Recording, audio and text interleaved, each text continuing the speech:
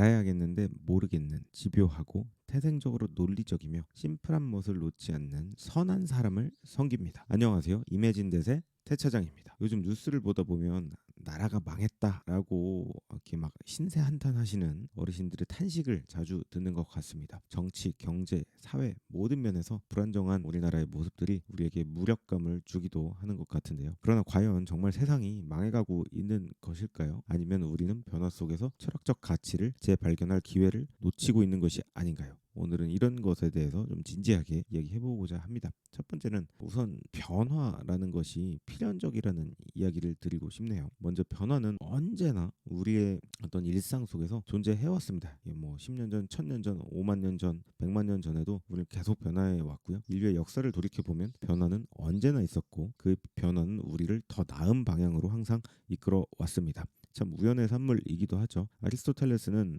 변화는 모든 존재의 필수 조건이다라는 멋진 철학적 말을 했습니다.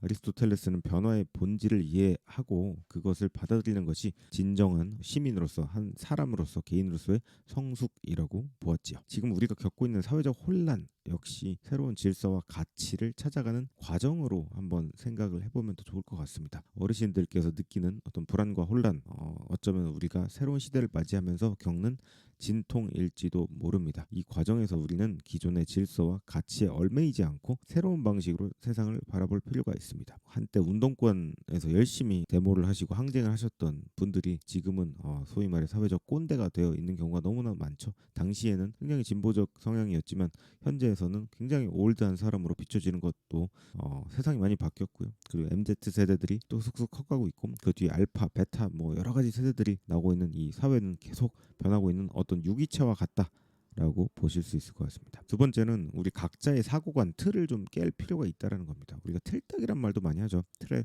딱 틀어박힌 사람들을 이제 지칭하는 용어인데 꼰대, 뭐 틀딱 다 좋은 용어는 아닐 겁니다. 하지만 이제 자신의 틀에서 벗어나는 것이 정말로 쉽지 않습니다. 특히 오랫동안 익숙해진 사고방식, 뭐 가치관, 원래 이거는 이런 것이야 라고 하는 어떤 정의관 뭐 이런 거라고 할 수 있죠. 이런 것들을 버리는 건 너무 어려운 일입니다. 나이가 연세가 든 분들일수록 더더욱 그렇기 때문이죠. 그러나 변화는 세상에서 살아남기 위해서 나의 틀을 벗어나 새로운 시각으로 세상을 항상 바라볼 필요가 있다는 것을 우리는 자각해야 합니다. 또 철학자 이야기가 나오는데 에픽테토스라는 사람이 있었는데 그 사람이 이렇게 얘기했대요. 우리는 사물을 있는 그대로 보아야만 한다라고 했습니다. 우리의 주관적 시각이 아니라 객관적으로 최대한 객관적으로 세상을 그리고 현상을 바라볼 때 우리는 변화 속에서 새로운 기회를 발견할 수 있게 된다는 거죠. 파편화되고 있는 사회 속에도 우리는 그 안에서 새로운 질서와 가치를 발견할 수 있는 능력을 우리는 각자 각 세대가 키워야 된다라고 할 수 있습니다. 저는 한마디 더 붙이고 싶은 거는 이런 가치관 그리고 틀에서 틀 밖으로 나올 수 있는 사고야말로 디자인 싱킹이나 여러 가지 문제 해결적 사고, 문해력 이런 것들이 모두 다 독서를 기반으로 저는 다 시작이 된다고 보거든요. 우리나라도 정말 책을 안 읽는 나라죠. 네, 1년에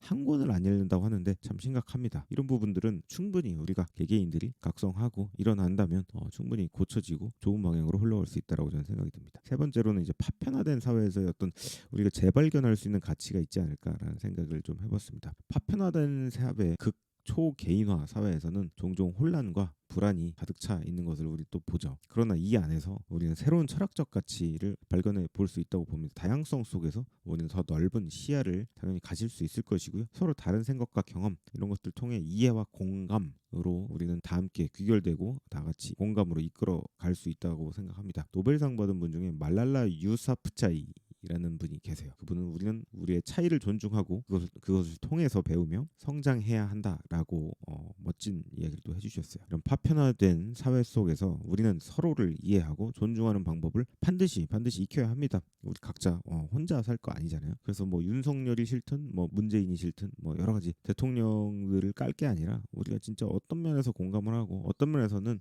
서로 좀 피드백을 자유롭게 할 수 있는 어떤 그런 문화가 필요하다고 생각합니다. 일본의 예로는 일본은 참 정치가 우리나라보다는 한두 수는 좀 아래라고 생각하는 게 서로 피드백을 안 하죠. 그래서 좋고 좋은 게 좋은 거다라고 해서 다 같이 파이팅 해가지고 통합해가지고 뭔가를 하려고 하는데 그렇게 하다 보니까 정치가 산으로 갔다라는 일본의 사례도 우리가 잊지 않았으면 합니다. 지금은 혼란스러운 정말 시기입니다. 이 안에서 우리는 더 나은 미래를 향해 가려면 어떤 방식으로든 우리는 깨어나야 나야 합니다. 이렇게 깨달아야 되고요. 그리고 공감과 이해와 노력으로 서로를 감싸주고 우리나라 안에서도 다양성을 충분히 포용할 수 있는 시기가 저는 충분히 왔다라고 생각합니다. 여러 가지 사회적 문제들 많죠. 저출산도 그렇고 또 여러 가지 종교적 대응 뭐라고 할까요? 그런 싸움들 그리고 고부 간의 갈등, 부모님과 자식 간의 세대의 크나큰 라이프 스타일의 차이 이 모든 것들은 그 어쩌면 우리가 강력한 기획과 문해력을 갖추어서 한 땀 한 땀 풀어나가는 세상을 바꾸는 어떤 기획자들이 모두가 되셨으면 합니다. 마스다 무네야키가